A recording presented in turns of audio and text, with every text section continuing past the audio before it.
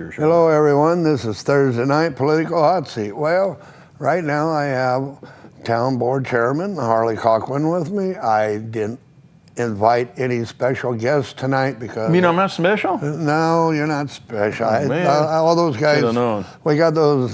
they're setting up for the fall festival, you know, and so I didn't want to bring somebody on. Oh, so I get to come on by default, huh? Because nobody else would. Yeah, but anyway, I did invite all candidates who wish to come by and just say hi and maybe announce where they got their booth or whatever they got set up at the fall festival. They're welcome to come in. This is a live call-in show, though, at 727-8750. Some of you people who've been around for quite a while might remember this setup with Harley and I. We've been on quite a bit before in the past. And so anyway, we're going to start off with, what was it? Oh, air conditioning questions. You willing to answer questions for air conditioning and heating? Yeah, people used to ask me, well, how come you never talk about your business on the air? And I, well, that's not what I'm here for, but I figured tonight if some people have some air conditioning and heating questions, I'd be more than happy to answer them for them. But there's a lot of misinformation out there today. The new units use a different refrigerant, and people are being told things that aren't necessarily true when they wanted to update to the new stuff. So if you have any questions, feel free to call. And yeah, it's 727-8750. You call and ask Harley if you got any questions. He's been in the business for a long time. He's been well established here in Pahrump, small business owner, and well, you're the owner, manager, worker. Yeah, I'm the lady in the office. I'm everything. Yeah, you do everything. I'm the bookkeeper, yeah. And once again, that is Servco, heating and air conditioning. So, you know, you give Harley a call. I never heard anybody complain or say he's been unfair about anything. So it's 727-8750. And let's see, tonight we could talk about what's happening in the town, what's happening with the Fall Festival. Well, I was over at the Fall Festival and over at the channel 41, 46, whatever it is nowadays, KPVM booth. They needed a screwdriver size. I said, well, I got one, and I showed it to them. And they said, well, that's not big enough. And I said, size does matter. So KPVM's over at the Fall Festival, huh? Yeah. Yeah, well, maybe we'll stop by there and do a live show. Yeah. Yeah, I also heard, well, you know what, Harley? We already got a caller on the line, and that is, well, fantastic. I'm going to wait 1 minute. Stephanie, hold on, wait a minute. Okay, Stephanie, go ahead. What's your question? Okay. You there? Hello, I don't have a question. I just want to say hi to my two favorite people on TV.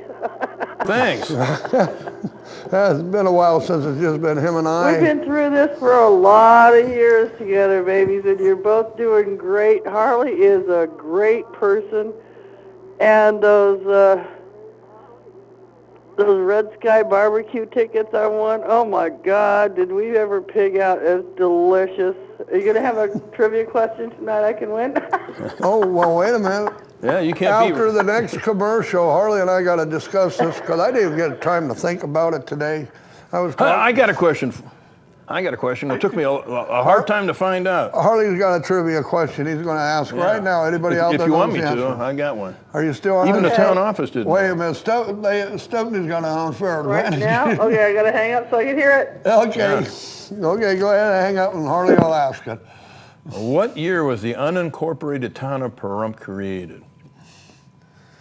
Oh, wow. Even the town staff couldn't find that answer, but it took me a while, but I found it.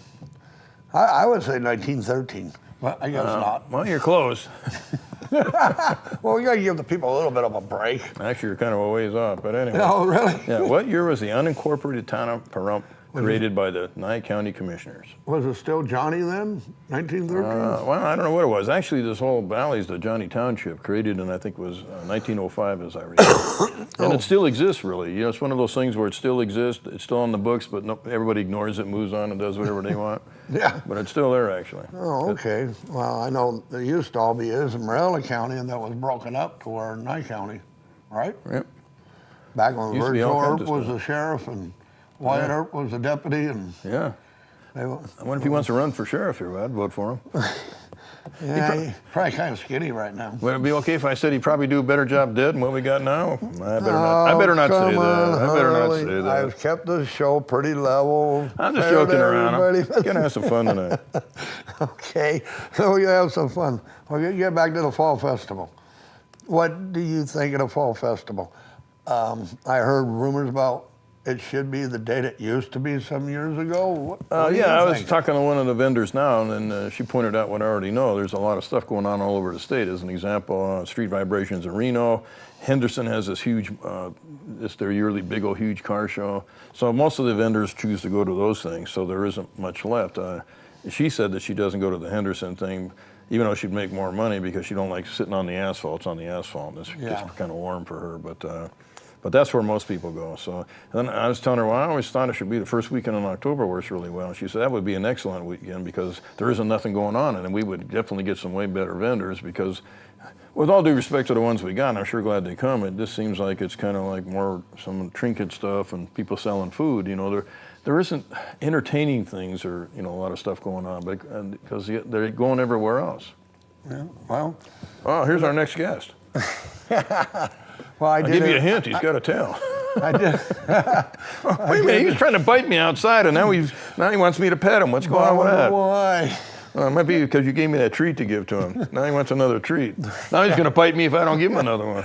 After the show, they know after the show they get a treat again. All right.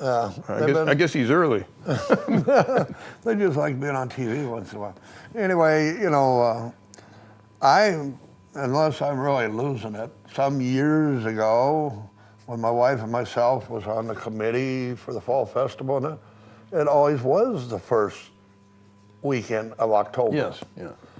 And then somehow it got shifted around, and some people say it's due to the rodeo and that. Well, I think I would talk to the people at the rodeo because one of the, I would say, losses we used to suffer then, and they probably still do today, is the rodeo.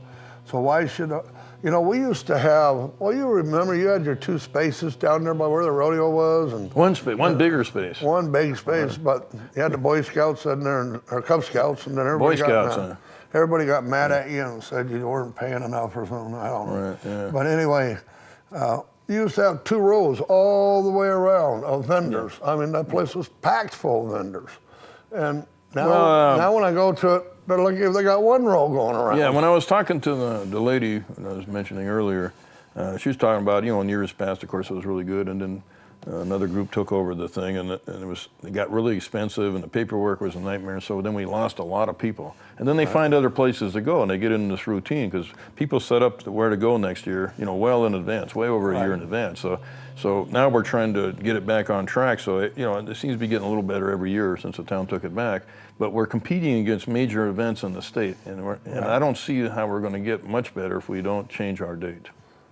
Well, that's it. I know people used to, just like on the 4th of July, we got people coming from all over the state. I mean, well, outside of the state, I used to talk to some of those vendors. They're coming down here from Montana and Wyoming and Idaho and places and that. And well, that's where this lady goes all over the place. In fact, you mentioned Montana, so she said she was going to a place there, and they were charging $1 to get in, and then $2 and $4, and they kept going up. Now it's $12, and they literally lost over 75% of the people that would come to this event.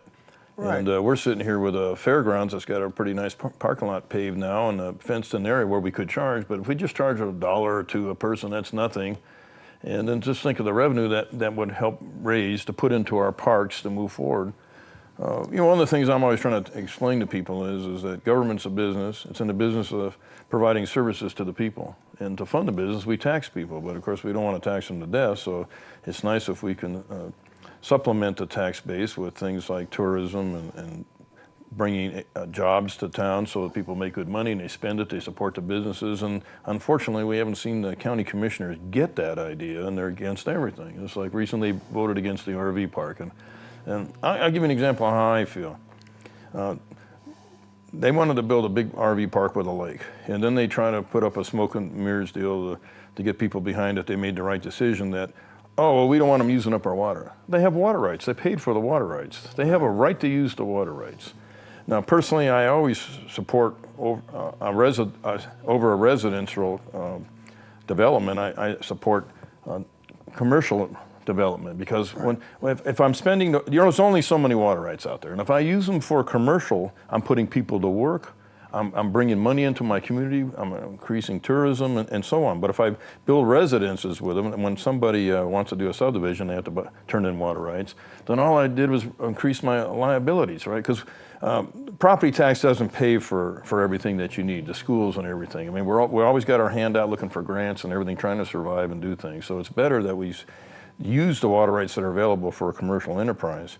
So when the commissioners use the smoke and mirrors, man, why don't use up our water and all the other nonsense, that's exactly what it is, nonsense. Because if you really wanted, whether it be the RV park or anything to move forward, then you make a motion that we move forward and address these concerns I have. So you're telling a person that wants to do something that I want your business or whatever, but I want you to do this and this and this, and the answer isn't no, but they just vote no and it's done. So even though, no matter what they say, their actions prove to me that the county commissioners are anti-progress and anti-business. And you might be a retired person in our community and may think, well, I don't need a job. But the lack of a job affects you. When we hear recently that the sheriff spent over $1 million on his budget, don't look at it with the nonsense that most people like to look at things. Oh, well, if he just managed his budget better. Look at it from the true aspect that he spent over $1 million over his budget trying to control crime in our community, and he still can't do it. I mean, you told me a story recently about something, you know, and there's a lot of those stories, unfortunately, in our community. And I'd rather that the money be spent on public services, roads, and so on, improving our community, versus spending them on more courtrooms and more judges and more sheriff deputies and more jails and so on. But that's where we're spending our money. You know, that's not where I want to spend it. But we have no choice, you know. Well, you know, we talk about money. To me, the economy needs to grow, and we need working people to go along with it. We need people that can live here, support a family, and then your tax money will come in. I mean, you know, if we could put 300 people to work at $25 an hour and they're paying taxes through their paycheck, they go out and buy. And when they go out and buy, that's better for the business, and then the taxes go up and that, you know. But when you kind of stymie everything to where, you know, well, we don't need the people to have jobs because there's a bunch of old people like me in this town that probably shouldn't be working, but I told my doctor the only reason I'm working is because people his age don't work, you know. But the thing is we got to do something to keep the economy going, to keep the young minds and the young people and the workers within the community. If we lose that, then we don't basically got anything. We're just getting what we deserve. Yeah, well, at the last town board meeting, you know, Mrs. Richards was saying that, you know, we only got a few months left, and she really wanted to go out with having accomplished something and given to the people. Right. And you know, it's hard to give if you haven't gotten first. You know, like we were talking about at the town board meeting, putting a cover over the pool.